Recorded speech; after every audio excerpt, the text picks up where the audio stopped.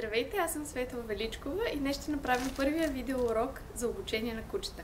Това с мен е Буря, тя е на 3 месеца, порода австралийска овчарка. Днес ще говорим за това как кучето трябва да отговаря на своето име или за това как, когато викнем кучето, то трябва веднага да поглежда към нас, за да очаква команда. Пускам Буря да може да се разсейва и ще ви покажа как трябва да го направим. Приготвила съм си награда, в този случай кренвирш. Тя веднага знае какво си иска. Ейде, мам, ейде! И когато я викна, предлагам кренвирша пред нейния нос, за да може да го подуши. И след като го подуши тя веднага ще се обърне към нас. После го слагам на нивото на очите ми, за да може тя да погледне към мен. И я награждавам в момента, в който имаме контакт. Моментът е прекрасен да избягам.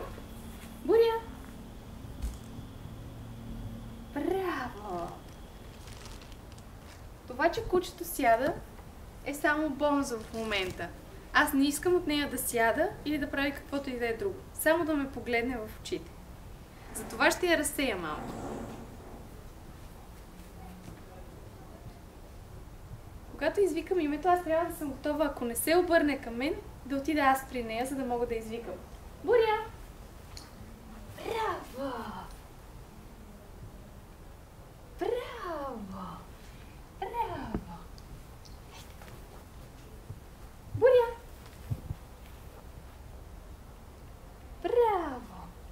По този начин, когато кучето ни гледа в очите, то очаква да му кажем следващата команда. Дали ще е седни, дали ще е свободно, няма значение. Но всеки един момент, в който ние искаме нещо от кучето, трябва да започва с неговото име, за да знае, че се обръщаме точно към него. Буря! Започваме с малки интервали от по 1-2 секунди, дори само при погледа на кучето към нас веднага даваме награда. Впоследствие може да стигнем даже до минута-2 и колкото по-голямо кучето, толкова по-голям интервал. Благодарим ви много заедно за това видео. До следващия път!